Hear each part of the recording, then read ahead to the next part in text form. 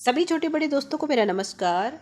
हम एसएसटी में history chapter 1 NCERT class 6 की शुरुआत कर रहे हैं। हमें एनसीईआरटी के थ्रू ही क्यों पढ़ना चाहिए? अगर हम यूट्यूब पे पढ़ रहे हैं तो एनसीईआरटी को शॉर्ट में पढ़ना एक ब्लंडर है, क्योंकि हम इसकी पीपीटी नहीं बना सकते, इसे शॉर्ट नहीं कर सकते। हम इसकी detail studies must for each and every one, whether the student is reading for class और the person is reading for any competitive exam. तो बहुत ही इंपॉर्टेंट हो जाता है हमारे लिए इसको स्टडी करना। तो हम शुरू करते हैं आज बुक से, लाइन टू लाइन रीड करेंगे, डिटेल में रीड करेंगे ताकि हमें छोटी छोटी बातें क्लियर होती जाएं। शुरू करते हैं। चैप्टर का नाम है what, where, how and when. इसमें क्वेश्चन सबसे पहले शुरुआत में ही आप देखोगे हेडलाइन में दिया है रशीदाज क्वेश्चन। ये बच्ची है, इसका नाम रशीदा है। ये क्वेश्चन दिमाग में क्या आ रहा है इसके? Rashida sat reading the newspaper पढ़ रही है और suddenly her eyes fell on a small headline. उसकी आंखें जो है एक हेडलाइन पे जाती है, 100 years ago how she wandered. अब 100 साल पहले की बात के बारे में अगर वो सुनती है तो उसे बहुत ही अचंभा लगता है कि ऐसा कैसे हो सकता है, 100 साल पहले की बात कैसे किसी को पता होगी। Could anyone know what had happened so many years ago? Finding out what happened yesterday, you could listen to the radio, watch television, read a newspaper. Last year, ask somebody who remembers. But what about long, long ago? Let us see how it can be done. देखो, कोशिश करते हैं कि देखो कल क्या हुआ था हम रेडियो में सुन सकते हैं, टेलीविज़न में देख सकते हैं। आज डिजिटल और वर्ल्ड हो गया, सोशल मीडिया के थ्रू हमें बहुत सारी चीज़ें जो रिसेंट होती है पता चल जाता है। फिर 1 साल पहले की बात भी हम किसी न किसी से पूछ के पता कर सकते हैं, बट बहुत लंबे टाइम की बात हो तो उसे कैसे हम पता कर सकते हैं, ये जानते हैं। What can we know about the past? There are several things we can find out: what people ate, the kinds of clothes they wore, the houses in which they lived. We can find out about the lives of hunters, herders, farmers, rulers, merchants, priests, crafts persons, artists, musicians, and scientists. We can also find out about the games children played, the stories they heard, the plays they saw, the song they sang. हमें अगर past के बारे में जानना है तो कैसे जान सकते हैं? हम पता कर सकते हैं कि लोग क्या खाते थे, क्या पहनते थे, किन कैसे घरों में रहते थे, हंटर्स कैसे होते थे, हर्डर्स कैसे होते थे, किसान क्या करते थे, किस तरह से खेती करते थे, और रूलर्स जो राजा लोग थे, फिर कोई व्यापारी या कोई पुजारी या कोई कलाकार, क्राफ्ट पर्सन या आर्टिस्ट या कोई म्यूजिशियन, उसके बारे में हम बहुत अच्छे से जान सकते हैं। किसके थ्रू? कैसे पता चलेगा? Where did people live? Find the river Narmada on the map 1। Next page पे हम आगे देखेंगे, people have lived along the banks of the river for several 100,000 years. देखो, जो लोग थे वो हजारों हजारों साल तक वो क्या करते थे? नदियों के किनारे पे रहा करते थे। Some of the earliest people who lived here were skilled gatherers. Gatherers कौन होते हैं? जो इकट्ठा करते हैं सामान। जैसे होता है ना कि खाने पीने का सामान इकट्ठा करना उनका काम। जब बहुत ज़्यादा टेक्नोलॉजी नहीं थी तो वो चीज़ें इकट्ठी करके अपने पास रखते थे, जो उनको मिलता था, और ज़रूरत के समय उसको इस्तेमाल किया करते थे। People who gather their food, they knew about the vast wealth of plants in the surrounding forest. वो लोगों को ये पता होता था कि जो आसपास में पेड़ पौधे हैं वो कितने उनके लिए फ़ायदेमंद हैं, उनके जंगल जो हैं वो कितने फ़ायदेमंद हैं। एंड कलेक्टेड रूट्स, वो जड़ों को इकट्ठा करते थे, फ्रूट्स इकट्ठे करते थे, क्योंकि उस समय खाना बनाने की टेक्निक अभी नहीं थी उन लोगों के पास, वो काफ़ी पुराने समय की बात कर रहे हैं। And other forest produce for their food, ये उनका खाना हुआ करता था। कंदमूल खाते थे, फ्रूट्स खाते थे वो लोग। दे ऑल्सो हंटेड एनिमल्स, और जानवरों का भी शिकार किया करते थे वो। Now find the Suleiman and Kirthar hills to northwest, some of the areas where women and men first began to grow crops such as wheat and barley about 8,000 years ago are located here. People also began rearing animals like sheep, goat, and cattle and lived in villages. Locate the Garo hills in the north east and the Vindhyas in the central India. देखो हमें जो ये highlighted है ना red colour में, आपको क्या करना है कि एनसीईआरटी बुक अपने पास रखनी है ताकि आप लोग अपनी बुक पे मैप पे लोकेट कर सके जो चीज़ें हम रीड कर रहे हैं। फील कि आप किसी क्लास में बैठे हो और वहाँ पे रीडिंग कर रहे हो। तो देखो अभी हमने पहले तो नर्मदा के बारे में पढ़ा था, ठीक है, नर्मदा के बारे में जानना था। फिर हमें सुलेमान की हिल के बारे में पूछा गया है। फिर हमें पूछा गया है कि इसके आगे जैसे अलग अलग जो 3-4 चीज़ें पूछी है। पहले देखो ये देखो सुलेमान हिल्स, ये है सुलेमान हिल्स। फिर देखो अगर नर्मदा देखना है हमें तो ये आ गई हमारी नर्मदा रिवर, नर्मदा रिवर ये है। फिर उसके बाद नेक्स्ट क्या पूछा था हमसे एक और कुछ चीज़ पूछी थी, सुलेमान एंड किरतार हिल्स जो नॉर्थ वेस्ट में है, ये हमने देख लिया। और विंध्यास के बारे में पूछा गया था। तो विंध्यास देखो कहाँ पे है, विंध्या, ये देखो विंध्या नर्मदा के बिल्कुल ऊपर देखो, वहां पे आपको दिख जाएगा विंध्यास। इस तरह से देखना है। और यहाँ पे क्या था, ये क्यों इंपॉर्टेंट है, क्योंकि जो नॉर्थ वेस्टर्न रीजन है ना, वहाँ पे 8000 ईयर्स एगो जो है लोगों ने क्या शुरू किया था, खेती बाड़ी शुरू कर दी थी और जानवरों का पालन पोषण, जैसे कि भेड़ बकरी और दूसरे जानवर। और वो कहाँ पे रहने लगे थे, उन्होंने छोटे छोटे गांव बना के रहना सीख लिया था।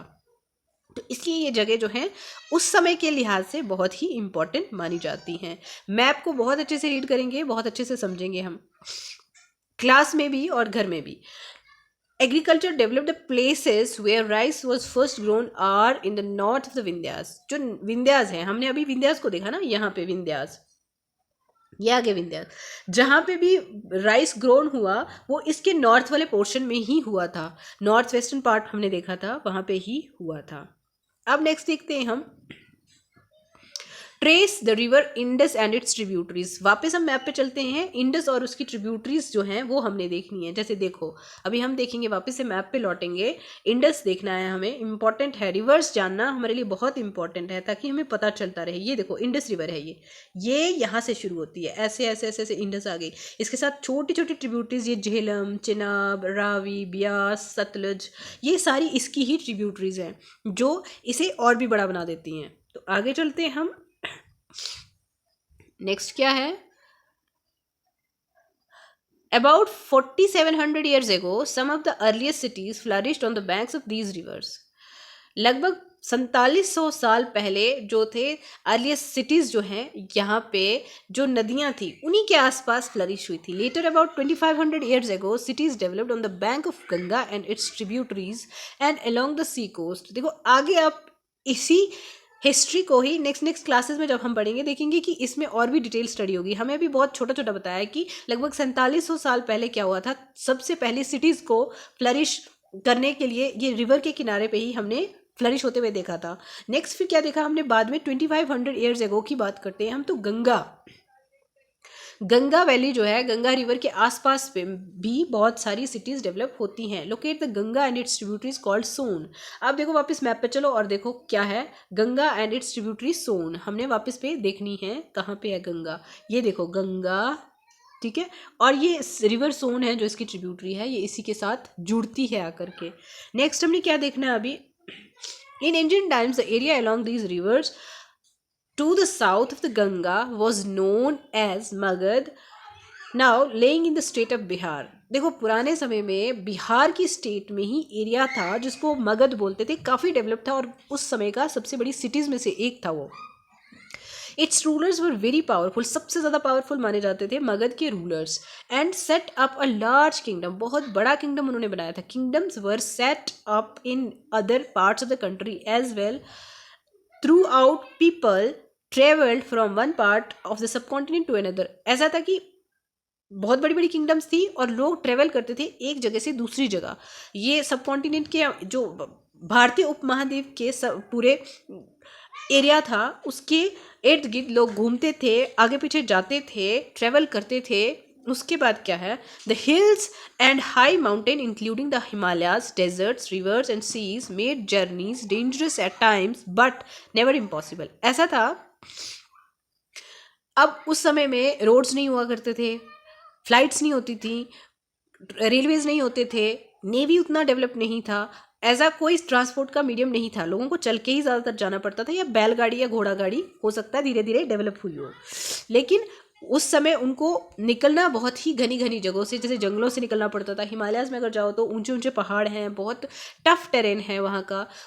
डेजर्ट देखोगे आप, डेजर्ट क्या होता है? डेजर्ट होता है रेगिस्तान। रेगिस्तान जैसे राजस्थान में है ना, जहाँ रेत ही रेत हो, फिर नदियाँ होती थी, समुद्र वगैरह, ये काफ़ी ज़्यादा खतरनाक होते थे। ट्रैवल जो होते थे ना लंबे लंबे, काफ़ी खतरनाक होते थे, लेकिन इम्पॉसिबल कभी नहीं था, क्योंकि लोगों की खोज करने की चाह हमेशा रही है। So man and women moved in search of livelihood, और लोग घूमते थे खाने पीने की सर्च में, क्योंकि एक जगह पे सब चीज़ें उनको नहीं मिल सकती थी। आज के समय में हम क्या करते हैं, हमें सब कुछ एक जगह पे मिल जाता है, हम फूड हर तरह का अवेल कर सकते हैं, क्योंकि हमारे पास ट्रांसपोर्ट है, हमारे पास बहुत सारी डेवलप टेक्नोलॉजीज़ हैं, जिसके थ्रू हमने बहुत सारी नई नई चीज़ों को अपने आसपास बना लिया है। हम वो भी खा सकते हैं जो हमारे यहाँ होता नहीं है, दूसरी जगह से आता है तो हम खा लेते हैं उसे। तो उस समय ऐसा नहीं था, लोगों को अपने खाने के लिए एक जगह से दूसरी जगह जाने पड़ता था। As also to escape from natural disaster like floods और ड्रॉट्स। और दूसरी तरफ से एक ऐसा भी होता था ना, कभी कभी ऐसा होता था कि कभी फ्लड आ गया, यानी कि कहीं रिवर के किनारे तो काफ़ी तेज़ बारिश हुई और फ्लड आया तो एरिया बह गया, तो लोगों को वहाँ से भागना पड़ा। फिर दूसरी तरफ से, या फिर ऐसा हो जाता है कि सूखा पड़ गया, बारिश ही नहीं हुई तो फसलें जल जल गई, खत्म हो गई, तो फिर क्या खाएंगे, उनके पास कोई और चीज़ तो है नहीं, तो फिर उनको दूसरी जगह जाना पड़ता था। समटाइम्स मैन मार्च इन आर्मीज, कभी कभी ऐसा होता था कि पूरी आर्मीज के साथ ही, मतलब आर्मी की तरह ही वो ट्रेवल करते थे, क्योंकि वो क्या करते थे, दूसरी जगह पे जाके उनको जीतते थे। आर्मी किस लिए जाती है, कहीं पे भी अटैक करने के लिए जाएगी, कंक्वरिंग अदर लैंड्स, और दूसरी जगहों को जीतना ही उनका मकसद हुआ करता था। फिर बिसाइड्स मर्चेंट्स ट्रेवल्ड विद कारवान्स और शिप्स। जो मर्चेंट कौन होते हैं, वो होते हैं ट्रेडर्स, व्यापारी होते हैं। वो कैसे घूमते थे, कारवां, अपने अपने ग्रुप बना के घूमते थे, अकेला कोई नहीं जाता था, क्योंकि अकेले जाओगे तो कोई जंगली जानवर आ सकता है आपको, कहीं रास्ते में कुछ भी प्रॉब्लम हो सकता है, दूसरा नहीं है कोई साथ में, तो बहुत प्रॉब्लम आ सकती है। तो वो लोग वैसे ही जाया करते थे, या फिर शिप्स में जाया करते थे, carrying valuable goods from place to place. उनके पास बहुत कीमती चीज़ें हुआ करती थी, जो चीज़ यहाँ पे है वो किसी दूसरी जगह पे नहीं होगी, तो वो वहाँ पे बेचने के लिए अक्सर जाया करते थे वो लोग। ठीक है, फिर उसके बाद आता है and religious teachers walked from village to village. और जो धार्मिक लोग होते थे ना, जैसे प्रीचर्स होते हैं, जैसे कोई ज्ञानी लोग होते हैं, वो एक जगह से दूसरी जगह अपनी बातें रखने के लिए, लोगों को समझाने के लिए घुमा करते थे अक्सर,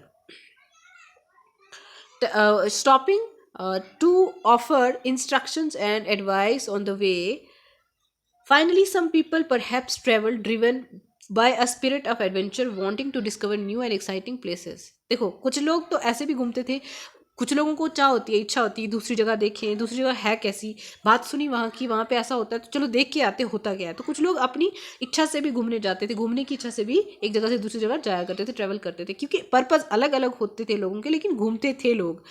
all these led to the sharing of ideas between people. इस सब से क्या होता था कि देखो, अगर कोई नॉर्थ का बंदा है साउथ में जा रहा है, तो साउथ की बहुत सारी बातें वो सीखेगा और उनको अपनी बातें सुनाएगा, तो उससे एक दूसरे से हमें कॉन्टैक्ट इस्टेब्लिश होता है, उससे हमें पता चलता है। जैसे आज के समय में है, हमें पता है कि वेस्टर्न कंट्रीज़ में क्या होता है, यहाँ पे क्या होता है, हमारे देश में क्या होता है, किसी सेंट्रल कंट्री में क्या होता है, कैसे कैसे लोग रहते हैं। तो एक दूसरे से बातचीत करके, व्यापार करके, या फिर कुछ भी करके हमें एक दूसरे के बारे में पता चलता है कि हम कैसे हैं और दूसरा हमसे कैसे डिफरेंट है। तो ये चीज़ें इसी चीज़ से उनको पता चलती थी। Why do people travel now days, आज के समय में क्यों घूमते हैं लोग।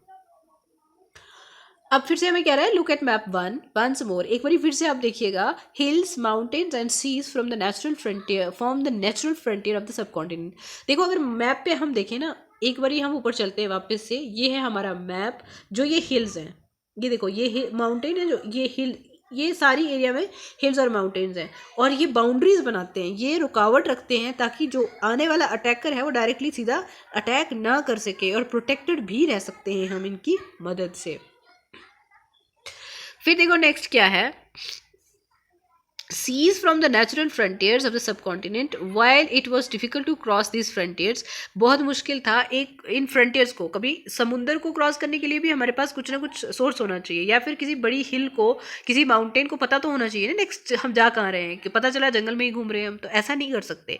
ठीक है, तो इसीलिए ये काफ़ी ज़्यादा बैरियर, एक बैरियर का काम करते थे, जिससे लोग प्रोटेक्टेड भी रहते थे। दूसरी एरिया के कोई अटैकर हो सकता है, कोई भी गलत इंसान हो सकता है, वो नहीं आएगा आपके एरिया में। दोज हु वांटेड कुड और did scale the mountains and cross the seas। People from across the frontiers also came into the subcontinent and settled here। बहुत अलग अलग जगहों से लोग आए, पहाड़ों से आए, दूसरी दूसरी जगहों से आए, और वो आके कहीं प्लेन में सेटल हो जाते थे, कहीं आगे पीछे सेटल हो जाते, जहाँ उनकी ज़रूरतें पूरी होती थी वहीं पे वो सेटल हो जाया करते थे. These movements of people enriched our cultural tradition. People have shared new ways of carving stones, composing music and new cooking food over several hundreds of years. देखो, अब हमने अलग अलग चीज़ें सीखी, तो वो कैसे सीखी? कोई आता है कहीं किसी दूसरी जगह से, तो उसके पास कोई अलग टैलेंट है, उसे अलग तरीके से म्यूज़िक का पता है, उसे अलग तरीके का सॉन्ग्स पता है, उसे अलग चीज़ें पता हैं, उसे खाना, उसका खाना बनाने का तरीका अलग हो सकता है जो हमारे लिए अच्छा होता है. और कभी कभी ऐसा होता है कि हम मिक्स कर देंगे उसके खाने के साथ अपना. जैसे आज के टाइम में होता है ना, मोमोज़ है, मोमोज़ हमारा खाना नहीं है, हमने बाहर से इसको लिया है और इसको हम देसी तड़का, इंडियन तड़का क्या लगा देते हैं कि इसको फ्राई कर लेते हैं, कि इसको फ्राई कर ले. स्टीम्ड मोमो नहीं, फ्राइड मोमोज हम खाते हैं. तो बस इसी तरह से कुकिंग हैबिट्स भी हम एक दूसरे से सीखते हैं. हज़ारों साल लग गए, चीज़ें एक्सचेंज हुई, नई नई चीज़ें आती गई, हम लोग शेयर करते गए, तो हम सीखते भी गए. Names of the lands. Two of the words we often use for our country are India and Bharat. जो हमारे देश के लिए दो शब्द यूज़ होते हैं वो इंडिया या फिर भारत है. इंडिया और Bharat. The word India comes from the Indus. India को हमने कहाँ से लिया है? रिवर इंडस से. इंडस हमने अभी देखी, उससे इंडिया आ गया. कॉल्ड सिंधु इन संस्कृत. इंडस को संस्कृत में सिंधु नाम से पुकारा जाता है, याद रखना है ये शब्द. Find Iran and Greece in your atlas. अपने एटलस निकालो, अपनी बुक निकालो, उसमें देखो ईरान कहाँ पे है और ग्रीस कहाँ पे है. ये सेंट्रल एशियन कंट्रीज़ है, और वहाँ देखो सेंट्रल. देखो, हमें पता होना चाहिए centre, south, east, west, north क्या होता है, उसी हिसाब से हमें देखना है. एशियन कॉन्टिनेंट है जिसमें हमारा भारत भी आता है, और सेंट्रल एशियन कंट्रीज़ की बात कर रहे हैं हम. The Iranians and the Greeks who came through the northwest about 2500 years ago and were familiar with the Indus. देखो, जो ईरानियन लोग थे ना और ग्रीक लोग थे, वो लगभग 2500 ईयर्स पहले हमारे देश में आए और उन इंडस का पता था, इंडस के बारे में वो जानते थे. कॉल्ड इट द हिंदूज और द इंडोज. ठीक है. और अब शब्दावली होती है ना, कोई शब्द किसी चीज़ को कैसे प्रोनाउंस करेगा, कोई कैसे प्रोनाउंस करेगा. ठीक है. प्रोनाउंसिएशन डिफरेंस की वजह से वो लोग क्या बोलते थे, इंडस को हिंदूज बोलते थे या फिर इंडोज बोलते थे. तो and the land to the east of the river was called India. River के ईस्ट में जो एरिया था ना, इंडस रिवर के ईस्ट में एरिया को इंडिया बोला गया. The name Bharat was use for the group of people who lived in the north west and who were mention in the Rigveda. देखो, भारता एक ट्राइब था. ट्राइब समझते हो ना? ट्राइब क्या होता है? कबीले, छोटे छोटे ग्रुप्स में लोग रहा करते हैं, उन लोगों को ट्राइबल पीपल, आज के टाइम में भी हैं ट्राइब्स कुछ एरिया में. तो एक ट्राइब था जिसका नाम भारत था, उसी ट्राइब के नाम से ही भारत नाम लिया गया है. जो ऋग्वेद, एक हमारे 4 वेदास है ना, उनमें से ऋग्वेद सबसे पुराना बुक है, उसमें भारत ट्राइब मेंशन है. उसी के नाम से लेके हमने इंडिया को इंडियन नाम भारत दिया है. The earliest composition in Sanskrit dated to about 3500 years ago. Later it was used for the country. लिखो, अर्लीस्ट कंपोजिशन जो है संस्कृत में हुआ, लेटर क्या होता है, ये कैसे यूज हुआ? For country. धीरे धीरे इस्तेमाल किया जाने लगा ये. Finding out about the past. देखो, फाइंड करना है हमने पास्ट के बारे में. There are several ways of finding out about the past. One is to search for and read books that were written long ago. These were called manuscripts because they were written by hand. This comes from the Latin words manu, meaning hand. देखो, जो बहुत सारे रास्ते हैं हमें अपने past को जानने के लिए, उनमें से एक हमने देखा है कि जो बहुत समय पहले मैन्यूस्क्रिप्ट्स मिले हैं. मैन्यूस्क्रिप्ट क्या होता है? एज अ स्क्रिप्ट जो हाथ से लिखा गया हो. मनु एक लैटिन वर्ड है जिसका मतलब हैंड होता है. ठीक है. हैंड मीन्स हाथ. तो मैन्यूस्क्रिप्ट यानी हाथ से लिखी हुई चीज़ें जो हैं हमें अवेलेबल होती हैं. These were usually written on palm leaf. Palm की पत्तियों पे लिखा जाता था इन स्क्रिप्ट्स को, क्योंकि उस समय कागज़ नहीं था. कागज़ बहुत बाद में आया है हमारे सामने. ये हम अगली क्लासेस में, जैसे जैसे अगली क्लासेस में पढ़ेंगे, वहाँ पढ़ेंगे कि कब कैसे कागज़ सामने आया. और on the specially prepared bark of a tree known as a birch. एक पेड़ की छाल को साफ करके उसे बिर्च बोलते थे. उस पर लिखा करते थे विच ग्रोज इन हिमालयाज. वो कहाँ पे मिलती है? हिमालयाज में. हिमालयाज कहाँ पे हैं?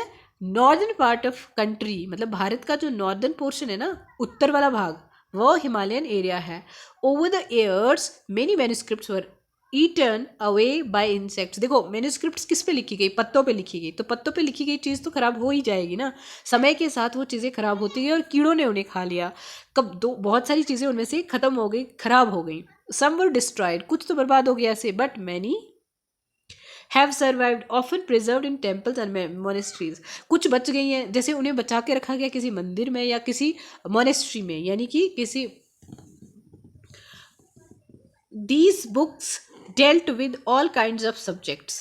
इन बुक्स में हर तरह के सब्जेक्ट्स के बारे में मेंशन होता था. क्या क्या? रिलीजियस बिलीफ्स, धार्मिक आस्था कैसी थी लोगों की और वो कैसे प्रैक्टिस करते थे, क्या क्या करते थे. द लाइव्स ऑफ किंग्स, और राजाओं की ज़िंदगी कैसे होती थी. मेडिसिन एंड साइंस, वह उस समय पे दवाई कैसे, जैसे हम आज के टाइम पे ना मेडिसिन फटाफट शॉप पे जाते हैं, ले आते हैं मेडिसिन, बहुत एडवांस मेडिसिन है हमारे पास, एलोपैथी है, होम्योपैथी है, आयुर्वेदा है, सब कुछ है. मगर उस समय ज़्यादा आयुर्वेद ही हुआ था ही आयुर्वेद. तो उसी पे बेस्ड जो कुछ स्टडीज़ करके या कुछ भी लिखा जाता था, तो उनके बारे में हम जान सकते हैं. और साइंस किस तरह से क्या क्या उन्होंने खोजा था, कितनी चीज़ें उन्हें साइंटिफिकली पता होती थी, ये सब भी उनसे हमें पता चलता है, उन मैन्युस्क्रिप्ट से ही. Besides there were epics.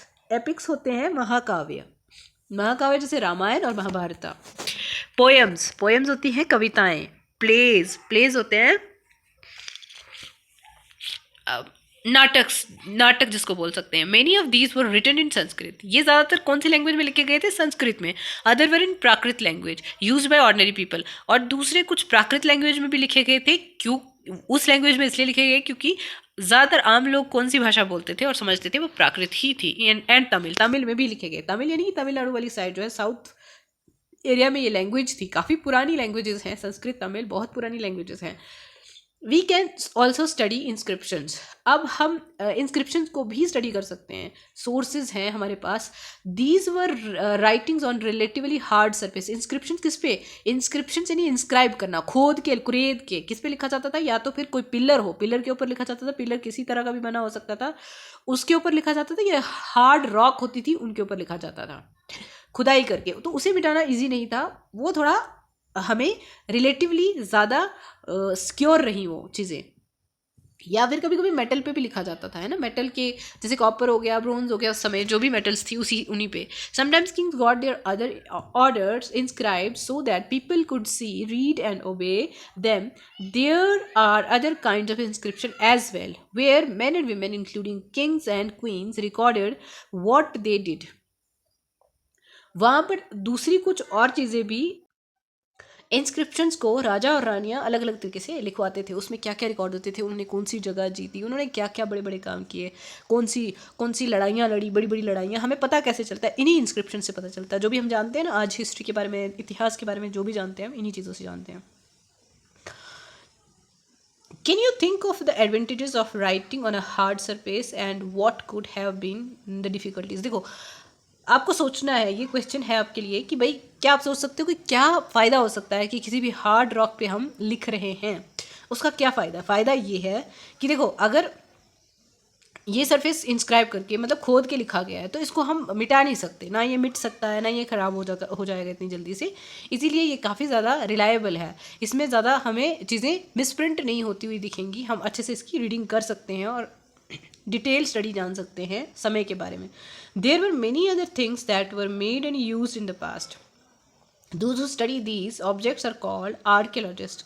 देखो बहुत सारी चीज़ें जो हैं बनाई गई थी और इस्तेमाल की गई थी पुराने समय में, उनको स्टडी करते हैं जो लोग, उन ऑब्जेक्ट्स को जो स्टडी करते हैं उनको क्या बोलते हैं? आर्कियोलॉजिस्ट. जो स्टडी किसको करते हैं? पास्ट की चीज़ों को, उनको हम बोलते हैं archaeologist. They study the remains of building made of stone and bricks. Archaeologist का काम क्या है? बेसिकली वो स्टडी करते हैं जो रिमेन्स है, मतलब जो अवशेष बचे हुए हैं बिल्डिंग्स के, और स्टोन और ब्रिक्स, उनके बारे में स्टडी करते हैं. पेंटिंग्स एंड स्कल्पचर्स, स्कल्पचर्स होती है मूर्तियाँ वगैरह, इन सब के बारे में जो स्टडी करते हैं उसे हम आर्कियोलॉजिस्ट बोलते हैं.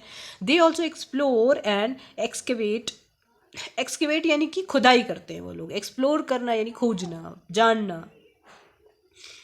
To find tools, weapons, pots, pans, ornaments and coins. देखो वो लोगों का रहन सहन हमें कैसे पता चलेगा, जब हम उन्होंने कौन से हथियार इस्तेमाल किए, कौन सी चीज़ें वो इस्तेमाल करते थे, कौन कौन से वेपन्स इस्तेमाल करते थे, या कौन से बर्तन इस्तेमाल करते थे, किस तरह के उनके गहने होते थे, किस तरह की करेंसी थी उनकी, जैसे आजकल रुपीज़ होते हैं, कॉइन्स होते हैं, फिर नोट होते हैं, उसी तरह से उनका भी कुछ ना कुछ होता होगा, चीज़ें खरीदते बेचते भी होंगे वो लोग। ऐसा नहीं है कि उनकी लाइफ में कुछ भी नहीं था, कुछ तो था, धीरे धीरे प्रोग्रेस हुई है ना। तो वो चीज़ों की स्टडी करते हैं आर्कियोलॉजिस्ट, इन सब के बारे में हमें आर्कियोलॉजिस्ट ही बताते हैं, ठीक है। Some of those objects may be made of stone, कुछ चीज़ें पत्थर की बनी हो सकती हैं, कुछ हड्डियों से बनी होती थी, बोन से बनी होती थी, या फिर बेक करके या फिर मेटल से बनी होती थी। Objects that are made of hard imperishable substances usually survive for a long time.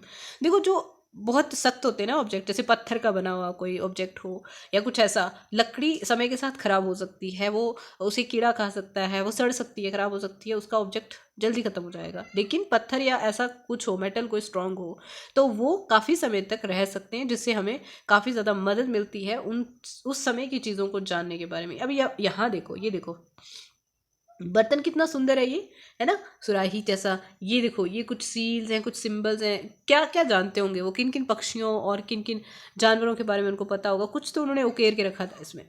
Archaeologist also look for bones, archaeologist ने हड्डियों को भी देखा ऑफ एनिमल्स, जैसे मरे हुए जानवरों की हड्डियाँ बची मिल जाती हैं, या फिर पक्षियों की मिल जाती हैं, या फिर फिश हो, to find out what people ate in the past, ये जानने के लिए कि लोग खाते क्या थे पुराने समय में। Plants remain survive for more rarely, देखो लंबे समय तक अब पौधों का कोई भी अवशेष नहीं मिलता, क्योंकि कुछ ही समय बाद, कुछ ही सालों में वो सड़ जाएंगे, और बहुत सालों बाद आप हज़ारों सालों बाद स्टडी करेंगे, सर्च करेंगे, नहीं मिलेगा वो आपको। If seeds of grain or pieces of wood have been burnt, they survive on a charred in a charred form. देखो अगर फसलों के बीज या फिर लकड़ी के कुछ पीसेस को जला दिया गया हो, तो वो कहीं ना कहीं ऐसे जले हुए, चार्ड फॉर्म होता है जला हुआ, जले हुए फॉर्म में वो कहीं ना कहीं मिल जाते हैं। Do you think cloth is found frequently by archaeologist, क्या आपको लगता है कि कपड़ा उनको मिलता होगा, बहुत आसानी से मिल जाता होगा आर्कियोलॉजिस्ट को, जब वो स्टडी कर रहे हैं कपड़े के बारे में? तो इतना आसान नहीं है, क्योंकि कपड़ा कितना पतला होता है, और कॉटन अगर उस समय क्या ही इस्तेमाल करते होंगे वो, तो वो बहुत ज़्यादा नहीं मिला होगा, बहुत ही कम मिला होगा, है ना। Historians that is Scholars who study the past often use the word source to refer to the information found from manuscripts. जो historians हैं ना, या scholars हैं, scholars जो study करते past को, ज़्यादातर वो sources को refer करते हैं, information को refer करते हैं, sources जो हमें मिला है वहाँ से, जगह अलग अलग जगहों से पुराने समय का उनको, या फिर information जो हमें मिलती है manuscript से।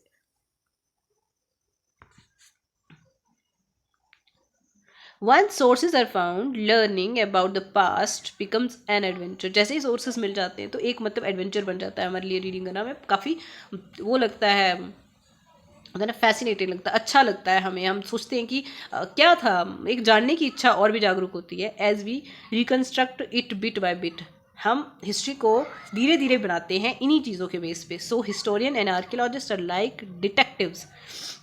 जैसे आप लोग मूवीज़ देखते होंगे या सीरियल देखते होंगे, वेब सीरीज़ देखते होंगे, वहाँ पे ज़्यादातर डिटेक्टिव शब्द सुना होगा आपको। डिटेक्टिव क्या करते हैं? वो डिटेक्शन करते हैं, डिटेक्ट करते हैं, चीज़ों को पता करते हैं कि किसने क्या किया, कब हुआ, कैसे हुआ, किस वजह से हुआ। तो ये सब मतलब कौन करता है? डिटेक्टिव करते हैं। तो वही पुराने समय के बारे में डिटेक्शन कौन करता है, डिटेक्टिव का काम कौन करता है? आर्कियोलॉजिस्ट और हिस्टोरियन करते हैं। Who use all these sources like clues to find out about our past. इन सारे सोर्सेज को वो के एक सबूत के तौर पर इस्तेमाल करते हैं कि हमारे पास्ट में क्या हुआ होगा। वन पास्ट और मैनी, देखो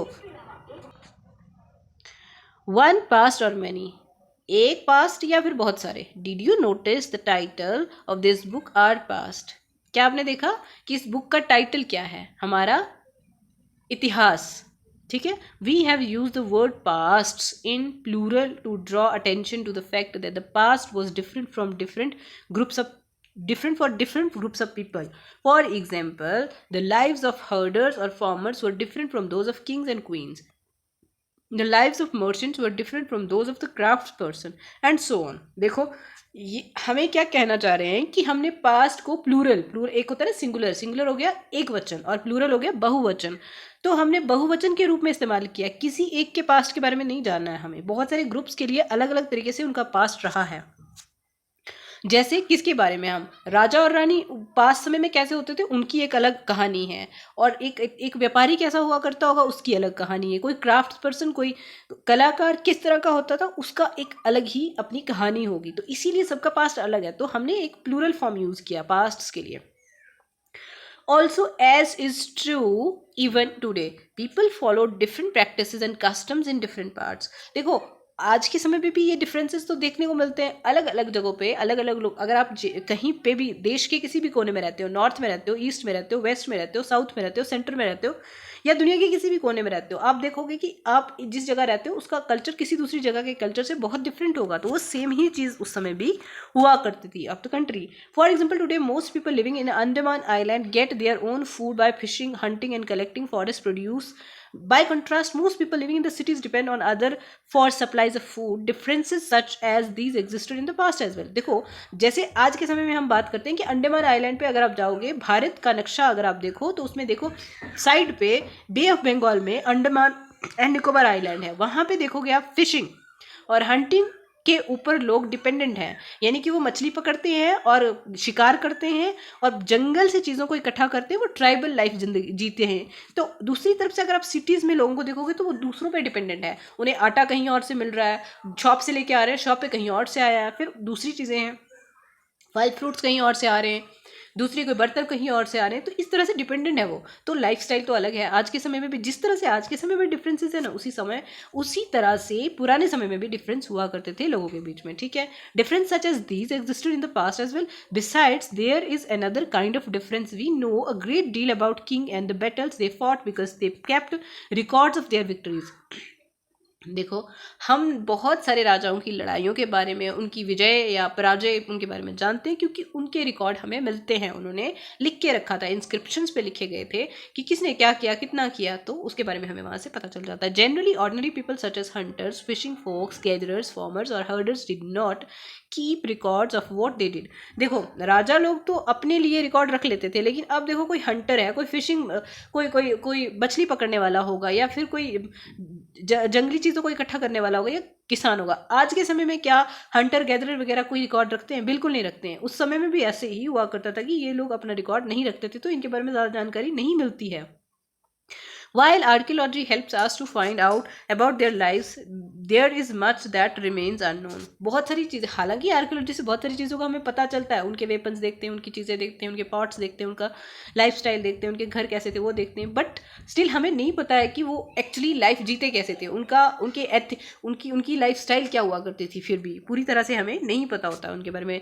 वॉट डू डेट्स मीन? अब डेट होती है ना, जैसे हम बोले आज 17 है, 18 है, 14 है, 15 है, ये मंथ चल रहा है, ये ईयर चल रहा है, तो ये क्या मतलब है इसका? If somebody asks you the date, you will probably mention the day.